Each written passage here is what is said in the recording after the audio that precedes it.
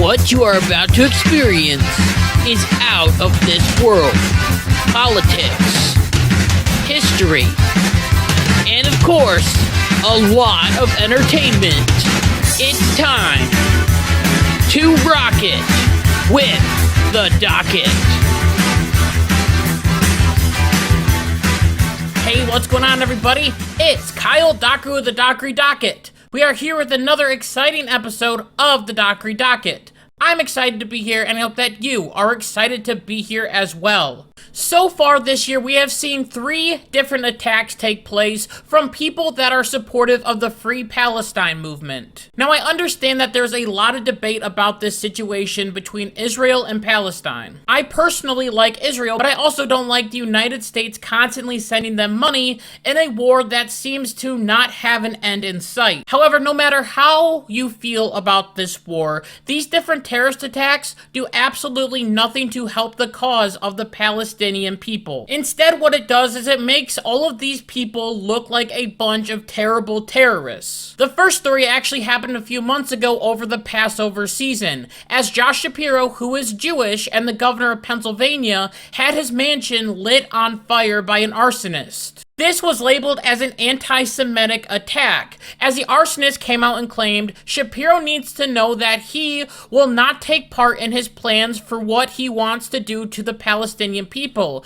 and he needs to stop having my friends killed. And our people have been put through too much by that monster. Now, I will tell you again, Josh Shapiro is the governor of Pennsylvania. He has nothing to do with the war that is happening in the Middle East. The next attack actually happened in our nation's capital, as according to reports, there was a man that was wandering around a museum. He walked towards 4 different people, pulled out a gun, and started shooting at them. And according to reports, the woman who was shot was trying to crawl away from her would-be assassin, but the man moved closer and shot them several more times, killing all of them. The shooter got rid of his gun when the police arrived, and he told the police, "I did it for Palestine, I did it for Gaza, I am unarmed." Then, when he was being arrested, he started chanting Free Palestine, and a group of protesters and supporters also started to chant Free Palestine with him. And this leads us to talk about what happened just a few days ago, as a man went up to a peaceful protest and lit 12 people on fire with Molotov cocktails. The video is absolutely terrible. You can hear people screaming, trying to get away from the fire, trying to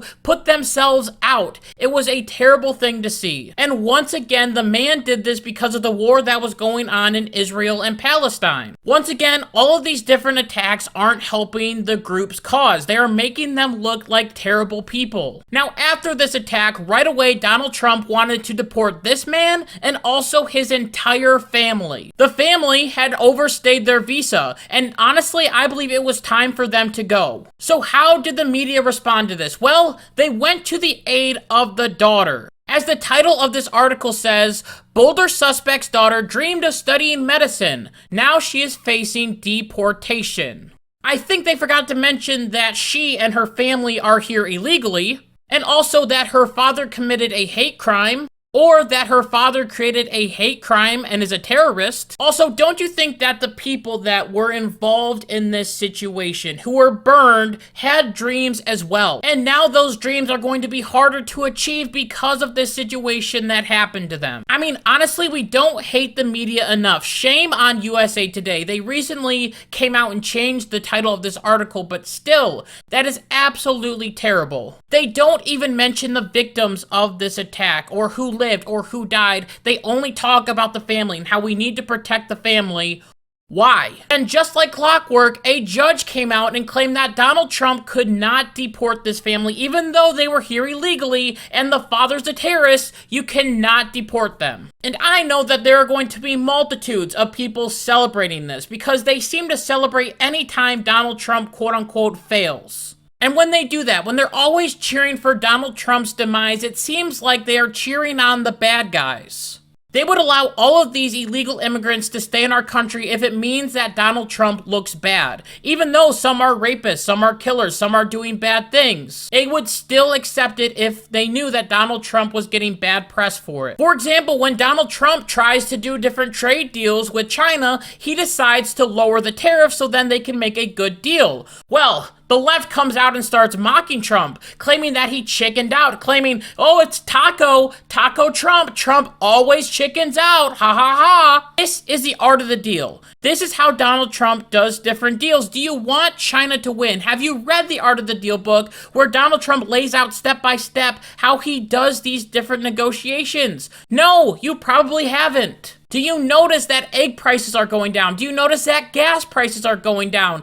No, you don't, because you're constantly online crying and complaining about Donald Trump. If it's not one thing, it's another, and it's absolutely stupid. And they just continue to defend these terrible, evil people. And this is honestly where I start to get a little bit concerned. It seems to me like violence on the left is starting to rise. Now, I know it's not every single leftist, and I know that a lot of leftists don't support these different terrorists or criminals, especially the ones that are doing the Free Palestine stuff. Maybe some people have already called them out. That's a good thing. But I am seeing an increase of hatred against Donald Trump and also other people in his administration. Because there's a poll that recently came out from the Network Contagion Research Institute, which found that 38% of respondents and 55% of those in the center-left said that assassinating President Trump would be somewhat justified. They also ran the same poll, but this time it was for Elon Musk. And the results were also very high,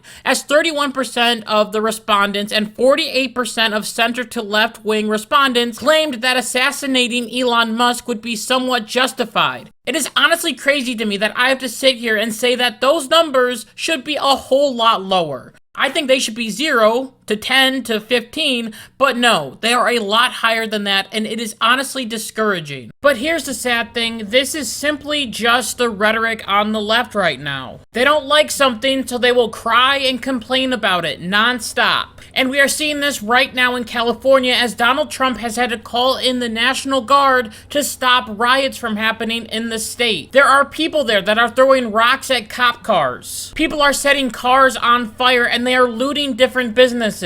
And it's all because they want to keep illegal immigrants in their community. And I want you to just think about it for a minute. What do you think the media is saying about this stuff? Do you think that the media is trying to condemn these different protesters? Of course not. They are saying that they are being mostly peaceful, just like they have before. And I mean, these people deserve to be fired. Because here's the thing. The right riots one time at the Capitol, and it's insurrection this, worse than September 11th that, and reminds us of Pearl Harbor and all that crap. But leftists constantly riot for a whole entire summer in 2020, and now they're rioting again and will probably continue to riot this whole summer, but it's fine. It's mostly peaceful. Everything's okay. And let me tell you right now, this is only going to get worse. This is just the start of these stupid protests. People will continue to wave the flag of the country that they left because they were oppressed in that country. And they will start burning American flags, the country that let them into this country. They will hurt people, cause damage, but it's fine because it's all in the name of equality. These people are absolutely sick, and you know what I think Donald Trump should do?